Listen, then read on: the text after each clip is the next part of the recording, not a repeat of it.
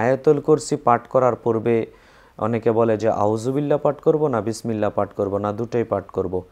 এক্ষেত্রে আপনাকে আমি বলবো আপনি আয়াতুল কুরসি পাঠ করার পূর্বে শুধু আউযুবিল্লাহ পাঠ করবেন।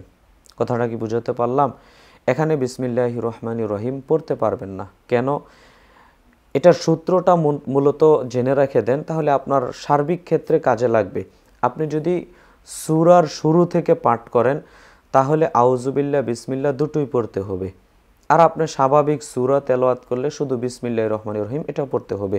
আর আপনি যদি সূরার মাঝখান থেকে তেলাওয়াত করেন, পাঠ করেন, তাহলে শুধু আউযুবিল্লাহ পাঠ করলেই চলবে, অর্থাৎ আউযুবিল্লাহি মিনাশ শাইতানির রাজিম।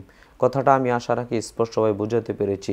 যদি না বুঝেন আলেম ওলামার কাছে জিজ্ঞাসা করে নেবেন।